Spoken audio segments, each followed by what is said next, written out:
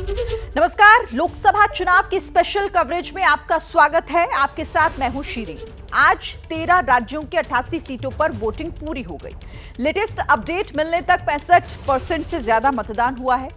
UP हो, बिहार हो, पश्चिम बंगाल या फिर महाराष्ट्र, हर जगह पिछली बार से कम वोटिंग हुई है। हालांकि फाइनल आंकड़ा आने में अभी समय लगेगा, लेकिन दोनों फेज की कम वोटिंग को लेकर अलग अलग राजनीतिक पार्टियां अपने अपने आंकलन कर रही हैं। कोई कह रहा है कि वोटिंग हमारे फेवर में हुई है, तो कोई अपनी जीत के दावे कर रहा है। प्रधानमंत्री मोदी ने भी ट्वीट किया, कहा कि दूसरे चरण का मतदान शानदार रहा है, एनडीए को शानदार सपोर्ट मिला। मोदी ने खास तौर पर महिला और युवा वोटर्स का जिक्र किया। लेकिन सवाल है कि पिछली बार और इस बार के वोट में अंतर का मतलब आखिर क्या है? क्या ये वाकई 400 पार वाला परफॉर्मेंस है या फिर इंडिया अलायंस की टक्कर? वोटिंग पैटर्न की एक एक डिटेल बताती एक्सक्लूसिव रिपोर्ट आपको जरूर देखनी चाहिए।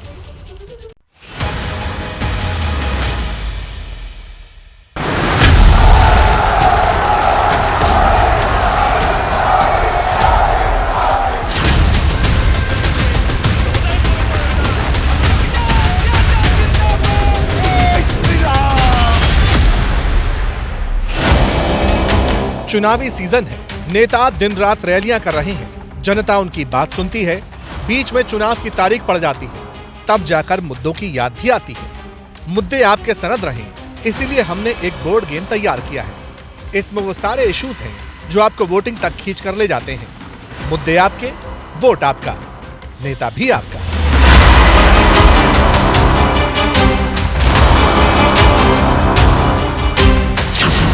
ईवीएम का बटन दबा, वोटर का निशाना कहां लगा? जो ओबीसी समाज के लिए 27% आरक्षण था, उसका बहुत बड़ा हिस्सा इनके खाते में चला गया। ओबीसी के हक पर डाका डाला है। ओबीसी जातियों का आरक्षण छीनकर कांग्रेस अपने चहेते वोट बैंक को देना चाहता है। महंगाई बनाम मंगलसूत्र, मतदाता ने किसे दिया जीत का सूत्र? आप प्रधानमंत्री के भाषण देखते हो, घबराए हुए हैं, शायद कुछ ही दिनों में स्टेज पे आंसू निकल आए। 24 घंटा आपका ध्यान इधर उधर करते रहते हैं। रोजगार बनाम शरिया, आपने क्या सोचकर वोट दिया? कांग्रेस के घोषणा पत्र में पर्सनल लॉ को हम आगे बढ़ाएंगे, ये बात की। मैं राहुल गांधी जी को पूछना चाहता हूं, तो क्या ये देश अब शरिया के आधार पर चलेगा? किस प्रकार का पंथ निरपेक्ष संविधान आप इस देश में चाहते हैं? विरासत बनाम विकास, अब की बार आम जनता को किससे आस? मुद्दा क्या? रोजगार, महंगाई, शिक्षा, अच्छी शिक्षा, अच्छा स्वास्थ्य। पार्टी से मजबूत लीडर होना चाहिए जो सीट निकाल। बेरोजगारी है, शिक्षा है और सफाई है, और जो लोकतंत्र की जो हत्या हो रही है इस टाइम पे, ये बहुत ज़रूरी है। हर एक नागरिक को समान नागरिक समझना चाहिए। देश की तरक्की हो, प्रोग्रेस हो, मतलब एजुकेशन को लेके, सब चीज़ को लेके। जी, मुद्दा कोई भी रहे, हमारा बस एक ही उद्देश्य है कि कोई भी जीते, बस वो देश का विकास करे। आपने क्या सोच कर बोला? चेंज। पहले चरण की 102 और दूसरे चरण की 88 यानी 543 में से 190 सीटों पर चुनाव पूरा हो गया। वोटर निकले, लाइन में लगे, अपनी बारी का इंतजार किया, पोलिंग बूथ के अंदर गए, बटन दबाया और अपनी जिम्मेदारी पूरी कर। मगर सवाल है, इस बार का वोटिंग पैटर्न कैसा रहा? 88 सीट पर पिछली बार के मुकाबले कितना मतदान हुआ? कुछ जगहों पर कम मतदान का क्या मतलब है? 35% सीट पर वोटिंग के बाद एनडीए का ग्राफ कितना बढ़ा? इन सवालों के जवाब आपको बताएं, उससे पहले अलीगढ़ का रुख कर लेते हैं, जहां हमारे संवाददाता स्नेहलता ने वोटिंग के बाद मुस्लिम समाज के लोगों से बात की। सरकार के काम पर या महंगाई के नाम पर भाईजान का वोट आखिर गया कहां? तो क्या रहने वाले हैं वोट करने के? इस बार मुद्दे हैं जो है विकास होना चाहिए। विकास होना चाहिए। विकास होना चाहिए। महंगाई। मुद्दा क्या? रोजगार, महंगाई, शिक्षा, अच्छी शिक्षा, अच्छा स्वास्थ्य। तालीम का शहर है, यहाँ के यूनिवर्सिटी और कॉलेजेस दुनिया में जाने जाते हैं। नहीं, वो तो जाने जाते हैं, फिर भी जो है गवर्नमेंट स्कूल हैं उनमें ऐसी तालीम। शिक्षा मंत्री भी यहीं से आते हैं जी। उनका जो है यहाँ पे कमी रह गई शिक्षा में। नहीं जो गवर्नमेंट स्कूल हैं उनमें ऐसी शिक्षा क्या वो नहीं है जी। क्या समझ में आ रहा है, क्या सोच के? हमारी समझ ये आ रहा है बेरोजगारी है यहाँ पे, महंगाई है। जो सिलेंडर 400 रुपये का था जो 1000 का है वो 1100 रुपये भी पहुँचा है। हर चीज़ पे महंगाई है, दूध पे हर चीज़ पे GST लगा दी है। मुद्दा वही है जो काम धंधे है नहीं आदमी के और महंगाई बहुत हो रही है, यही मुद्दे हैं और क्या है। हाँ, यही मुद्दों पर चल रहा है इलेक्शन। इसी मुद्दे पर चल रहा है। महंगाई, विकास, शिक्षा, गरीबी, स्कूल, अस्पताल, यानी वोटर के दिमाग में ये मुद्दे चस्पा तो रहते हैं, कैमरे के सामने खुलकर इजहार भी करते हैं। तो क्या वाकई जमीन पर हवा कुछ और है या फिर मतदान केंद्र में जाकर मन बदल जाता है, लीडर की शक्ल याद आती है? पड़ताल तो इसकी भी होगी, लेकिन पहले वोटिंग पैटर्न का पूरा कैलकुलेशन। जिन 13 राज्यों की 88 सीट पर वोटिंग हुई, वहां चुनाव आयोग की आखिरी अपडेट तक वोटिंग परसेंट 2019 के चुनाव के मुकाबले कम दिखा। 2019 में उत्तर प्रदेश की 8 सीट पर 62% मतदान हुआ था। इस बार इस वोटिंग पैटर्न से क्या समझ आया? बिहार की 5 सीट पर पिछली बार 62.93% मतदान हुआ। इस बार वोटर निकले और आंकड़ों की शक्ल में ये मैसेज दिया। मध्य प्रदेश की 6 सीट पर 67.67% वोटिंग हुई थी। इस बार के पैटर्न से किसका नफा और किसे नुकसान? राजस्थान की 13 सीटों पर 2019 में वोट परसेंट 68.42% था। अब की बार रेगिस्तान में वोटों के रूप से क्या समझ आया? पश्चिम बंगाल की जिन 3 सीट पर वोट डाले गए, वहां पिछली बार 80% से ज्यादा मतदान हुआ था। इस बार मतदाता क्या देखकर वोट डालने पहुंचे जो ऐसी फिगर सामने आए? आपका क्या नाम? खदीजा खातून। पहली बार वोट देने आई हैं? जी। चूंकि आप फर्स्ट टाइम वोटर है, आपके लिए सबसे ज़रूरी मुद्दा क्या है, सबसे ज़रूरी बात क्या है जिसको आपने आज ध्यान में रखा? बिजली बिल भी ज़्यादा आता है और पानी मेरे तरफ नहीं आता है। आपको लगता है आपके इलाके में विकास हुआ है या नहीं हुआ? काम हुआ है? काम अब की बार कहाँ हुआ है? नहीं, अब की बार नहीं हुआ है। बदलाव ज़रूरी है। बदला नहीं चाहते हैं तो वही आदमी काम करे ना, बढ़िया करे काम। आप चाहती हैं कि बदलाव ना हो, लेकिन जो भी आपके सांसद है वो काम करे। ये वो वोटर हैं जो अपने मुद्दे खुलकर जाहिर करते हैं। पहले कभी हिचक होती थी, लेकिन अब कैमरे के सामने पूरे कॉन्फिडेंट हैं। वैसे जिन 88 सीट पर वोटिंग हुई, वहां पिछली बार का चुनाव नतीजा कैसा रहा? इससे भी दूसरे चरण की वोटिंग का थोड़ा बहुत पैटर्न समझा जा सकता है। 88 सीट में से 18 सीट ऐसी हैं जहां बीजेपी लगातार 3 बार से जीत हासिल करती आ रही है। वहीं 8 सीटों पर कांग्रेस हैट्रिक लगा चुकी है। आमतौर पर दूसरे चरण में चुनाव का मोमेंटम दिखाई पड़ता है। पिछली बार इन 88 में से 51 सीट बीजेपी के खाते में गई थी। 19 पर कांग्रेस को जीत हासिल हुई थी। साल 2014 के लोकसभा चुनाव में भी यही पैटर्न दिखा। इन 88 सीटों में से बीजेपी के पास 42 सीट थी, जबकि कांग्रेस के पास 19 सीट थी। सवाल है, इस बार वोटर्स, खासकर मुस्लिम तबके का मोमेंटम किधर था? क्या जहन में विकास था या फिर विरासत टैक्स समेत दूसरे मुद्दे? आपसे जानना चाहूँगा, देख रहा हूँ कि धूप है, गर्मी है, बावजूद इसके कतारों में लगे हैं और कतार भी ऐसी कि बेहद खूबसूरत तस्वीर। जी सर, बिल्कुल। हम चाहते हैं कि भाई आज समाज में जो है, जो जितने भी ये जैसे सफाई का मुद्दा है, पढ़ाई का मुद्दा है, इस तरह के हम इसे बदलाव चाहते हैं। लेकिन आप देख रहा हूँ दोपहरी में भी लगे हुए हैं, धूप में लगे हुए हैं, मुद्दे के लिए लगे हुए कि सही काम हो जाए। वोट की ताकत, समझ की ताकत से सर बेरोजगारी है, शिक्षा है और सफाई है, और जो लोकतंत्र की जो हत्या और इस टाइम पे ये बहुत ज़रूरी है। हर एक नागरिक को समान नागरिक समझना चाहिए सरकार को। आपके लिए क्या मुद्दा है? यूथ है, देश की तरक्की हो, प्रोग्रेस हो, मतलब एजुकेशन को लेके, सब चीज़ को लेके। तो ये क्या सोचकर वोट डालने आए हैं, क्या मुद्दा है? अनएम्प्लॉयमेंट बहुत ज़्यादा है इस टाइम, और मैं चाहती हूँ इसमें चेंजेस आएँ। हर सेक्टर में गवर्नमेंट वैकेंसी निकालो, उसे फील भी करे, यानी सिर्फ नोटिफिकेशन लगा छोड़ दे। तो मैं इसलिए चाहती हूँ कि वोट आए, सरकार चेंज हो और कुछ ना कुछ अच्छा बदलाव आए। आपने जो वोट डाला, क्या वोट के पीछे की सोच? बेरोजगारी की वजह, बेरोजगारी है, काम नहीं है, पब्लिक परेशान है, इसलिए डाला वोट। क्या मुद्दा रहा आपके लिए? सर बेसिकली एजुकेशन मेरा मेन पॉइंट है, जो मेरी एजुकेशन को सपोर्ट करे। एजुकेशन आजकल बहुत एक्सपेंसिव है, तो एजुकेशन पे थोड़ा रिलीफ मिले, स्कॉलरशिप प्रोवाइड करे। क्या क्या मुद्दा रहा? अनएम्प्लॉयमेंट बहुत ज़्यादा है हर फील्ड में, पुलिस हो, रेलवे हो, एजुकेशन हो, टीचर्स हो, एवरीवेयर। सर मैम आपने क्या सोच कर?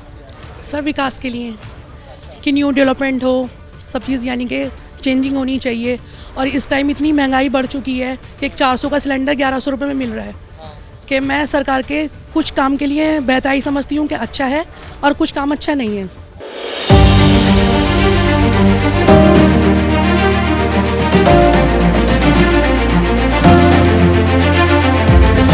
अलग अलग पोलिंग स्टेशन में, मोहल्लों में वोटिंग का सैंपल साइज बता रहा है कि गर्मी से टक्कर लेते हुए 40 डिग्री के सामने डटकर मतदाताओं ने अपने वोटिंग राइट का इस्तेमाल किया। ये अलग बात है, कहीं कम तो कहीं ज्यादा वोटर निकले। अब उत्तर प्रदेश की ही बात करें तो लेटेस्ट अपडेट तक अमरोहा में 61.9% वोटिंग हुई। पिछली बार यहाँ 71% मतदान हुआ था। मेरठ में 55% से ज्यादा वोटर बाहर निकले। 2019 में ये आंकड़ा 64.3% था। चुनाव आयोग के लेटेस्ट अपडेट तक बागपत में 52.7% वोटर टर्नआउट रहा। 2019 में यह फिगर 64.7% थी। इसी तरह गाजियाबाद में 48% वोटर आए। पिछली बार 56% वोट पड़े थे। गौतम बुद्ध नगर में 51.7%, जबकि पिछली बार यह आंकड़ा 60% से ज्यादा था। बुलंदशहर में 54% से ज्यादा लोग वोट करने पहुंचे। 2019 के चुनाव में यह फिगर करीब 63% थी। अलीगढ़ में भी 54% मतदान हुआ। पिछली बार का वोटिंग टर्नआउट 61.7% था, जबकि मथुरा में आखिरी अपडेट तक 47% वोटर वोटिंग दे चुके थे। यहाँ पर लोगों ने जो है आप बता रहे हैं विकास के नाम पर वोट किया है। जी। आप बताइए चाचा, क्या नाम है आपका?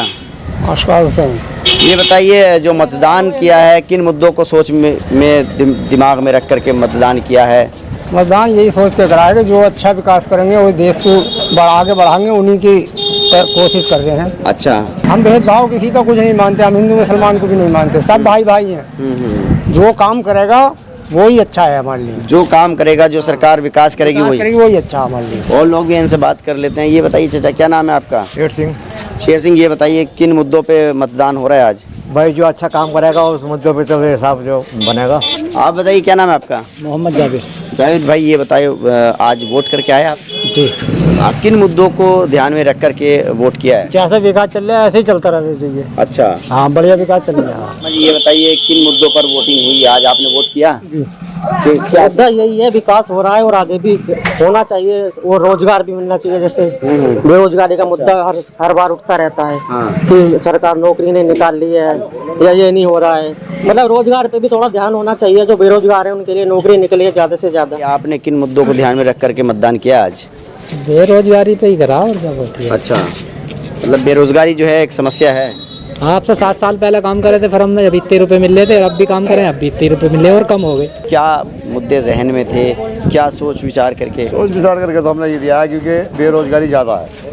हम तो मजदूर आदमी हैं, मतलब गांव में फेरी का काम करते हैं फलों का। जी।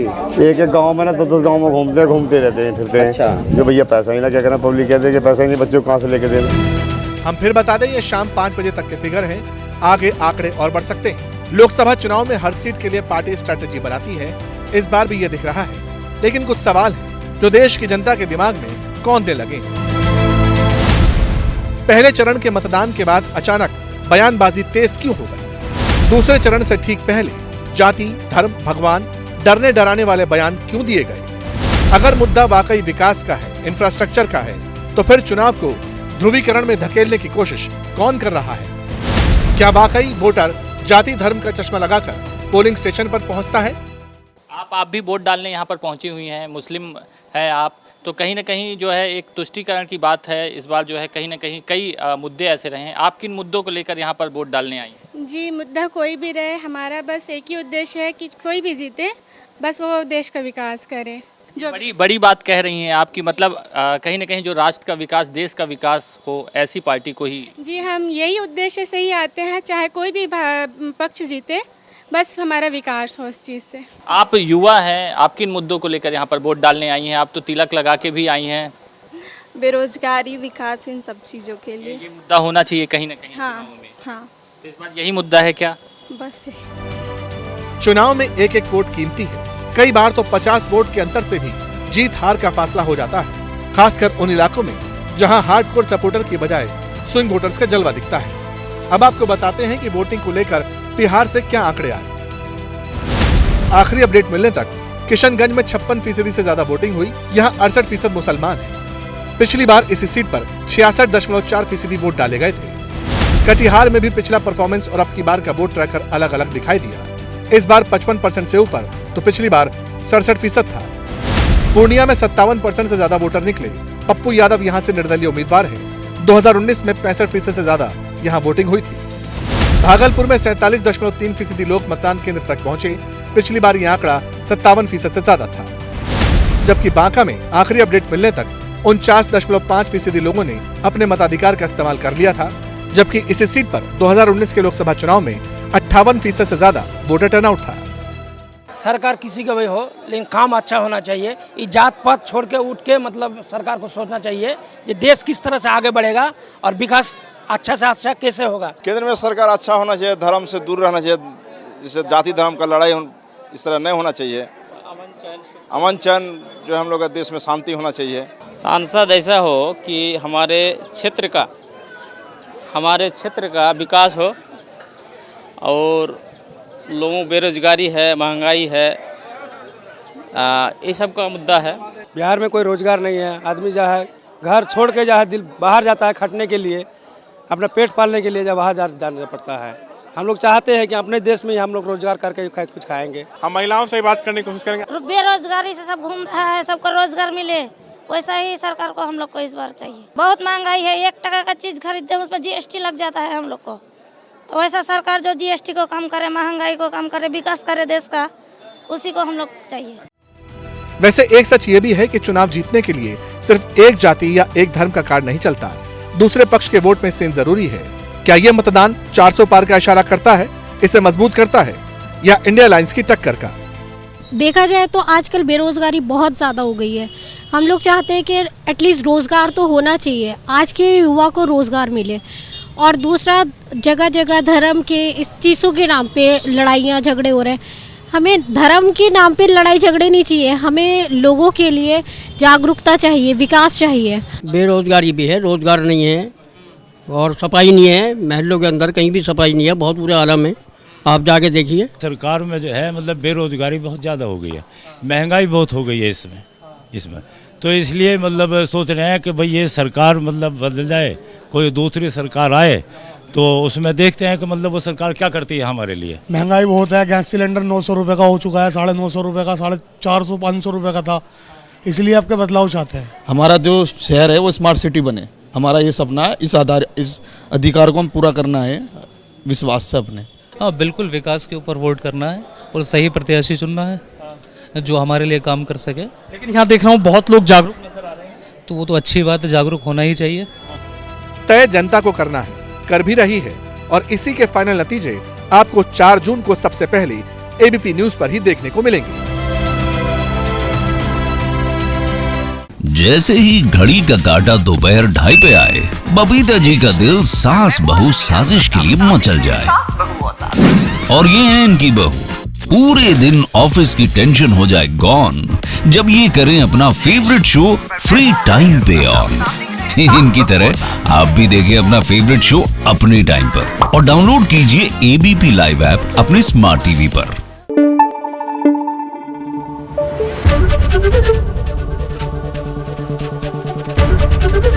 एबीपी न्यूज आपको रखे आगे।